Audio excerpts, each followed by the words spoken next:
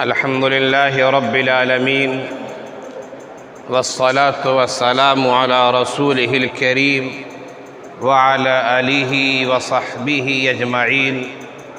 أما بعد، فإن الله تبارك وتعالى يقول في القرآن المجيد والفرقان الحميد: أعوذ بالله من الشيطان الرجيم، بسم الله الرحمن الرحيم. ومن يبتغي غير الإسلام دينا فلن يقبل منه وهو في الآخرة من الخاسرين. صدق الله العظيم. وعلمنا حبيبنا وقدوتنا ونبينا خاتم الأنبياء والرسل أن نقول: رضيت بالله ربا وبالإسلام دينا وبمحمد نبيا، او کما قال علیہ الصلاۃ والسلام. میرے عزیز طلبہ، نوجوان دوستوں اور بھائیوں، اللہ تعالیٰ نے ہمیں اور آپ کو دین اسلام کی نعمت عنایت فرمائی ہے. یہ نعمت انتہائی اہم ہے، انتہائی قیمتی ہے، بلکہ یہ کہا جائے کہ یہ نعمت ایسی ہے کہ اس نعمت کے مقابلے میں دنیا کی کوئی بھی چیز یا ساری کائنات بھی رکھ دی جائے تو اس نعمت کی افضلیت اور برتریت ثابت رہے گی. ساری کائنات ایک جانب اور نعمت اسلام ایک جانب، پھر بھی نعمت اسلام ہی کا پلڑا بھاری ہوگا. بہت بڑی نعمت ہے.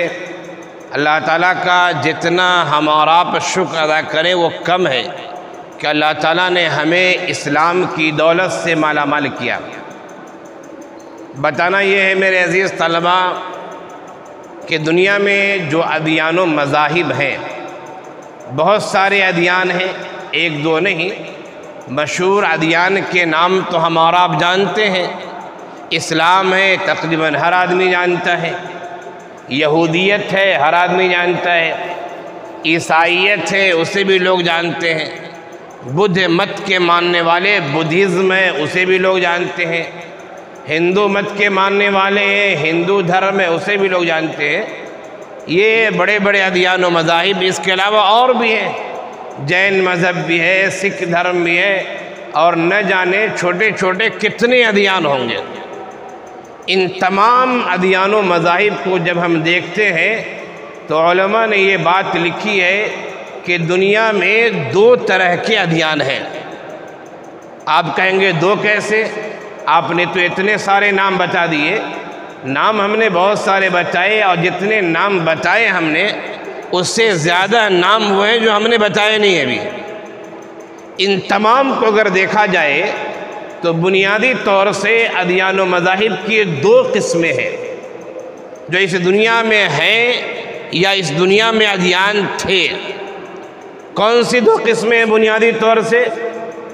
ایک وہ ادیان ہیں جن کا تعلق آسمان سے ہے، جنہیں ہم ادیان سماویہ کہتے ہیں. دین سماوی کہتے ہیں وہ ہے جس کا تعلق اللہ تعالیٰ نے دنیا میں بھیجا ہے اور اس کے ثبوت موجود ہے.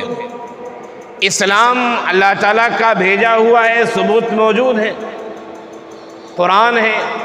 قرآن نے ہمیں یہ بھی بتایا کہ عیسائیت، اللہ تعالیٰ نے حضرت عیسیٰ علیہ السلام کو بھیجا نبی بنا کے. انہیں جن لوگوں نے مانا وہ عیسائی حضرات کہلائے.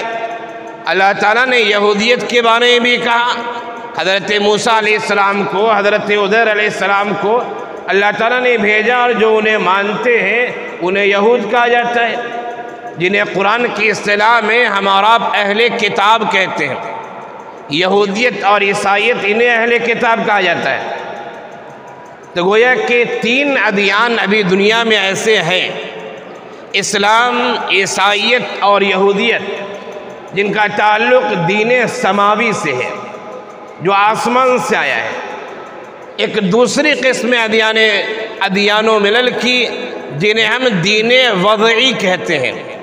وضع یضع وضن کے معنی آتے رکھ لینا، گڑھ لینا، بنا لینا، اختیار کر لینا. جس کی اصل کچھ بھی نہ ہو، آپ نے چیزیں گڑھ لی ہے. تو دوسری قسم ہے جسے ہم دین وضعی یا ادیان وضعیہ کہتے ہیں. ان 3 ادیان کو چھوڑ کر جن کا ہم نے تذکرہ کیا، باقی ادیان کے بارے میں بعض ایسے دین ہیں جسے ہم صاف طور سے کہتے ہیں کہ وہ دین وضعی ہے، اس کا آسمان سے کوئی تعلق نہیں ہو سکتا ہے.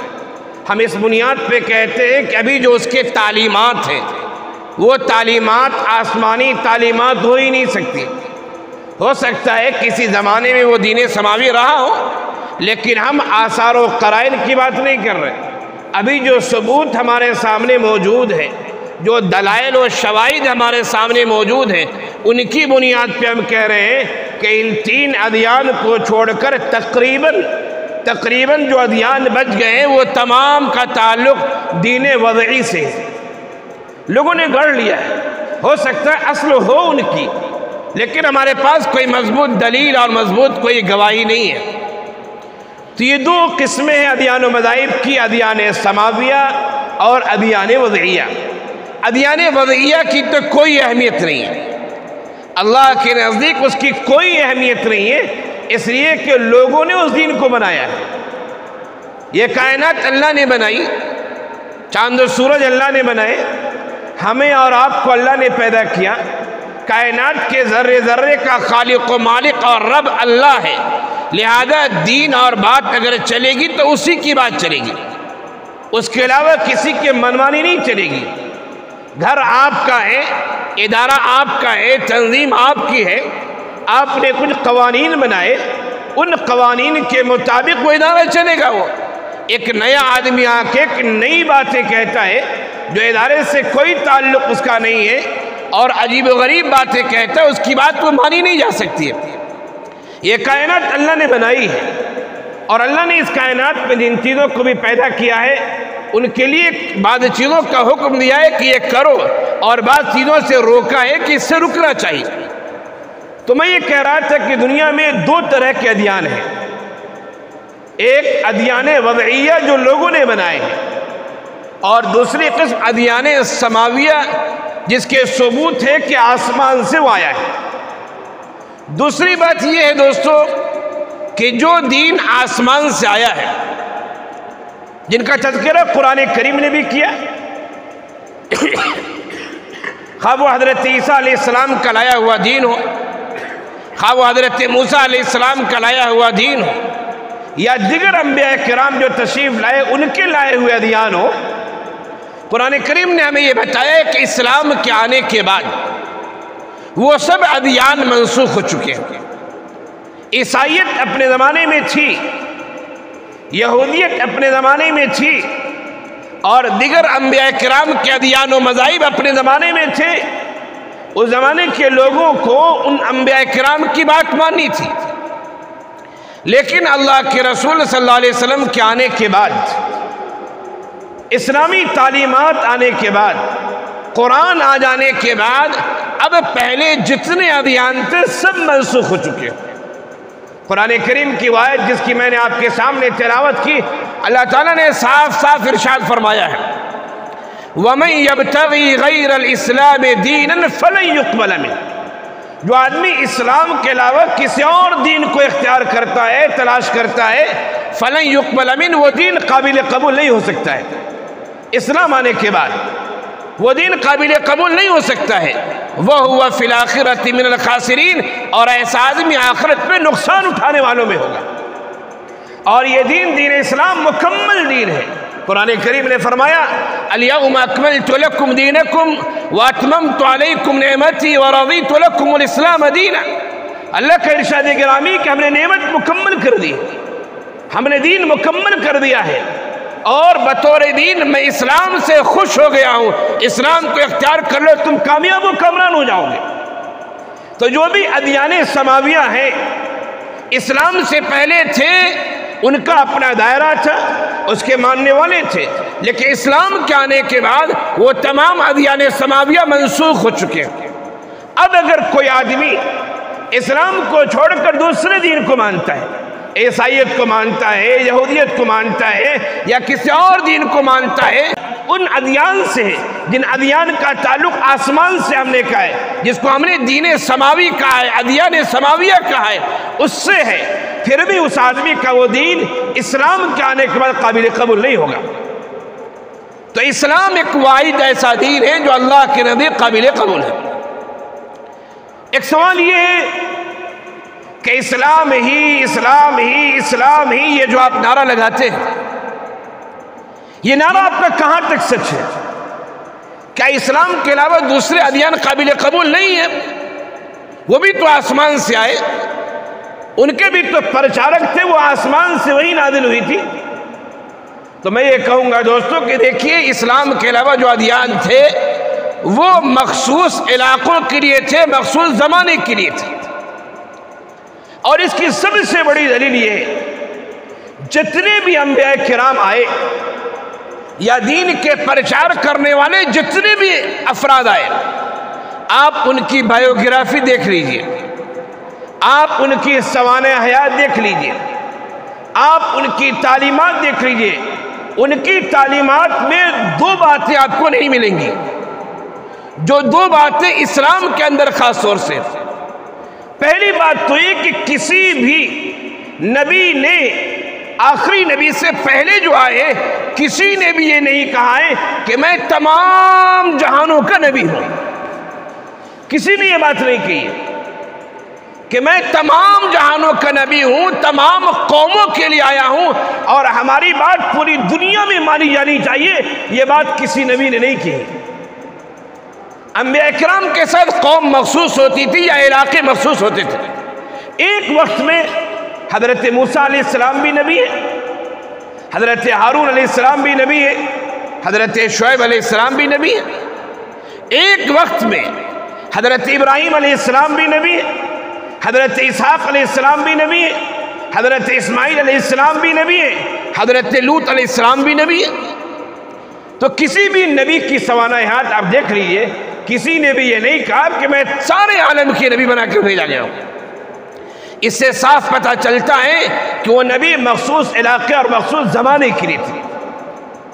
دوسری بات میں آپ کو یہ کہنا چاہوں گا کہ آخری نبی کی تعلیمات کے علاوہ کسی بھی نبی کی تعلیم کو دیکھ لیجیے آپ، یا جو دوسرے مذاہب کے ماننے والے ہیں ان کے پرچارک، ان کے گرو کی تعلیم کو دیکھ لیجئے، کسی کی بھی یہ تعلیم نہیں ہے کہ میں جو کہہ رہا ہوں یہ نظام قیامت تک کے لیے ہے اور میں قیامت تک کے لیے آیا ہوں، کسی نے یہ بات نہیں کہی۔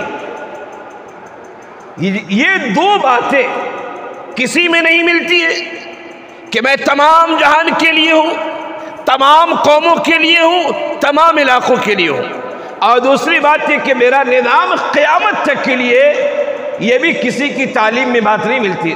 تو اس سے پتہ یہ چلتا ہے دوستو کہ جو ادیان و مذاہب تھے وہ ایک مخصوص زمانے کے لیے، مخصوص قوم کے لیے تھے۔ اب کون ایسا دین ہے جو قیامت تک رہے گا؟ قیامت تک رہنے والی کتاب اپنی صحت و سلامتی کے ساتھ، بغیر کسی رد و بدل کے، بغیر کسی تحریف کے، اگر وہ کتاب ہے تو قرآن کریم ہے وہ۔ اس لیے کہ اللہ تعالیٰ نے ارشاد فرمایا اِنَّا نَحْنُ نَزَّلْنَا الذِّكْرَ وَإِنَّا لَهُ لَحَافِظُونَ، ہم نے یہ قرآن نازل کیا ہے، ہم ہی اس کے محافظ ہیں۔ یہ بات بھی قرآن کے علاوہ اور بھی متعدد کتابیں ہیں جو آسمانی کتابیں کہلاتی، آسمانی صحائف کہلاتے ہیں، لیکن قرآن کے علاوہ کسی بھی کتاب کے لیے اللہ تعالیٰ نے یہ بات نہیں کہی ہے اِنَّا نَحْنُ نَزَّلْنَا الذِّكْرَ وَإِنَّا لَهُ لَحَافِظُونَ، یہ بات نہیں کہی اللہ نے۔ توریت آسمانی کتاب ہے لیکن لوگوں نے اس میں رد و بدل کر دیا ہے، اب وہ اصلی حالت میں نہیں ہے۔ زبور آسمانی کتاب ہے لیکن لوگوں نے رد و بدل کر دیا، اب وہ اپنی اصلی حالت میں نہیں ہے۔ لیکن قرآن جس وقت نازل ہوا، جس لمحے نازل ہوا، اس وقت سے لے کر جب قرآن مکمل ہوا اور قیامت تک قرآن بغیر کسی تحریف اور بغیر کسی تغییر و تبدیلی کے باقی رہے گا۔ یہ اللہ تعالیٰ کا وعدہ ہے۔ یہ اس بات کی علامت ہے کہ قیامت تک کوئی دین اگر کسی کی رہنمائی کر سکتا ہے تو وہ صرف اسلام ہے۔ سینکڑوں احادیث ہمیں ملتی ہیں، قرآن کی متعدد آیتیں ہمیں بتاتی ہیں کہ آخری نبی ساری کائنات کے لیے، ساری قوموں کے لیے، سارے لوگوں کے لیے نبی بنا کر بھیجے گئے۔ اور دوسری بات ہمیں اسلام سے یہ معلوم ہوتی ہے کہ نبی کی تعلیمات قیامت تک کے لیے، درمیان میں اب کوئی نبی نہیں آئے گا۔ اور تیسری بات یہ کہ قرآن ہی واحد ایسی کتاب ہے جس میں رد و بدل کرنے والے منہ کے کھائیں گے، ناکام و نامراد ہوں گے، لیکن کامیاب کبھی نہیں ہو سکتے۔ اور یہ قرآن اچھی طرح پوری حفاظت کے ساتھ قیامت تک باقی رہے گا۔ یہ تین ایسی باتیں ہیں دوستو جو اس بات کی علامت ہے کہ قرآن، اسلام اور مسلمان، اسلام کے ماننے والے یہ قیامت تک رہیں گے، اور اسلام ہی قیامت تک وہ دین ہے جو اللہ کے نزدیک معتبر ہوگا۔ اسلام آنے کے بعد کوئی دوسرا دین قابل اعتبار ہو ہی نہیں سکتا ہے۔ ایک سوال اور ہے دوستو، اور وہ یہ کہ اگر دنیا کے لوگ امن و شانتی چاہتے ہیں دنیا میں، تو امن و شانتی بھی صرف اسلام سے آ سکتا ہے۔ یہ ایک حقیقت ہے، اس کا انکار کوئی نہیں کر سکتا ہے۔ یہ الگ بات ہے کہ مسلمان ہی اسلام پر عمل نہیں کر رہے ہیں، یہ ہماری اور آپ کی کوتاہی ہے، لیکن اسلام دنیا کا واحد ایسا دین ہے جسے اگر مانا جائے تو دنیا میں امن و سلامتی قائم ہوگا۔ دنیا میں اسلام کے علاوہ کوئی دین نہیں ہے جس سے ساری دنیا میں امن و سلامتی قائم ہو۔ میں آپ کو چند مثالوں سے سمجھاتا ہوں۔ ہمارے ملک میں ہندو دھرم کے ماننے والے بہت سارے لوگ ہیں۔ اگر سب لوگ ہندو دھرم کے ماننے والے ہو جائیں تب بھی دنیا میں امن و شانتی قائم نہیں ہو سکتی۔ کیوں؟ اس لیے کہ ہندو دھرم کا جو عقیدہ ہے وہ آواگمن کے قائل ہے۔ آواگمن کہتے ہیں تناسخ ارواح، روحوں کے منتقل ہونے کے قائل ہے۔ وہ یہ کہتے ہیں کہ ایک آدمی ہے، اگر اس نے اچھا کام کیا ہے، مرنے کے بعد اس آدمی کی روح دوسری شکل اختیار کر لیتی ہے۔ اچھا کام کیا اگر، پھر دوسرے جنم میں وہ اچھا آدمی بن کے پیدا ہوگا، یا اچھا جانور بن کے پیدا ہوگا، اچھا درخت بن کے پیدا ہوگا، لوگ جس کا ادب و احترام کریں گے۔ وہ کہتے ہیں اگر آدمی برا ہے، دوسرے جنم میں جو آدمی پیدا ہوگا برا بن کے پیدا ہوگا، کتا بلی خنزیر بن کے پیدا ہوگا، لوگ اسے ماریں گے، کاٹیں گے، دوڑائیں گے۔ سوال یہ پیدا ہوتا ہے کہ آپ کا جو عقیدہ یہ ہے تناسخ ارواح کا، آواگمن کا، ایک آدمی جب دوسرا جنم لیتا ہے آپ کے مطابق، ہمارے مطابق تو نہیں، ہمارے مطابق تو انسان مر گیا، روح اللہ کے قبضے میں آ گئی، اعمال کے مطابق جنت یا جہنم کا فیصلہ ہوگا اس کے بارے میں، پھر سفارشات وغیرہ وہ بعد کے مرحلے ہیں۔ تو آپ جو کہہ رہے ہیں کہ جیسا جو کرے گا اگلے جنم میں ویسا پائے گا، سوال یہ پیدا ہوتا ہے کہ اگلا جنم جس کا ہوا ہے کیا وہ یہ جانتا ہے کہ ہم نے پچھلے جنم میں اچھے کام کیے تھے اس لیے میں اچھی شکل میں پیدا ہوا ہوں، یا پچھلے جنم میں ہم نے برے کام کیے تھے اس لیے میں بری شکل میں پیدا ہوا ہوں؟ کیا اس آدمی کو یہ پتہ ہے؟ اس جانور کو یہ پتہ ہے؟ جواب ہوگا کہ نہیں، اسے پتہ نہیں ہے۔ جب اسے پتہ نہیں ہے تو آدمی دنیا میں اچھے کام کرے گا، سو کیوں کرے گا؟ آدمی سوچے گا جیسے چاہو مال جمع کر لو، جیسے چاہو اپنی طاقت کا نشہ دکھا دو، جس کی لاٹھی اس کی بھینس، ہم اچھے کام کریں تو کیوں کریں؟ اس لیے ہندو حضرات کچھ لوگ تو ہیں جو اپنے دین دھرم کو مانتے ہیں، لیکن ان کا جو یہ عقیدہ ہے آواگمن کا، اس عقیدے کے مطابق اچھے کام کرنے کے لیے سب لوگ آمادہ نہیں ہو سکتے۔ وہ تو کہتے ہیں بابر بعیش کوش کے عالم دوبارہ نیست، مسیاں کر لو جتنی مسیاں کرنی ہے، آگے تو کوئی دنیا ہے ہی نہیں، قصہ ختم، مر جائیں گے، سڑ گل کے مٹی اٹی ہو جائیں گے، دوسرا جنم لیں گے، ہمیں پتہ ہی نہیں چلے گا ہم کیا تھے۔ یہودیت کی طرف آئیے، مشہور دین ہے۔